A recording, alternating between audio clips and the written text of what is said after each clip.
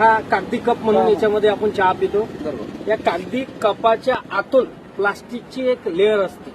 ती लेअर आणि कागद बांधण्यासाठी बिपेन नावाचं केमिकल वापरलं जातं. हे बिपेन नावाचं केमिकल कॅन्सरला निमंत्रण देतं आणि भारतीय शास्त्रज्ञांनी सांगितलेलं आहे. आता बरेचसे लोक म्हणतात हा तर कागदी कप आहे, याच्यामुळे काय होणार आहे. तर एका कागदी कपात चहा पिल्यामुळे 25,000 मायक्रोकण प्लास्टिकच्या आपल्या पोटात जातात एकदा पिल्यामुळे. दिवसातून जर अशी 4 वेळा चहा पिली तुम्ही या कपामध्ये तर 1,00,000 मायक्रोकण प्लास्टिकच्या आपल्या पोटात जातात. ते गेल्यामुळे तुम्हाला 100% कॅन्सर होतो म्हणजे होतो, त्यात काही दुमत नाही. आणि तुमच्याकडे जर समजून घ्या कॅन्सरचा इलाज करण्यासाठी करोडो रुपये असतील तर आपण नक्की घ्या, काही हरकत नाही. हा कप जर फाडून पाहिला तुम्हाला प्लास्टिक दिसणार नाही, पण हा कप जर तुम्ही असं पाण्यामध्ये भिजवला आणि याला थोडंसं असं स्कर्प केलं तर बघा मी तुमच्या समोर दाखवतो तुम्हाला. आणि हे जे प्लास्टिक आहे हे वितळतं आणि वितळल्याच्या नंतर चहाच्या वरती एक थर येतो.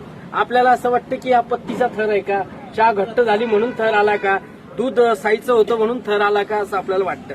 तर ह्या सगळ्या गोष्टी बोलायचा भात बोलायचा कडी आहे.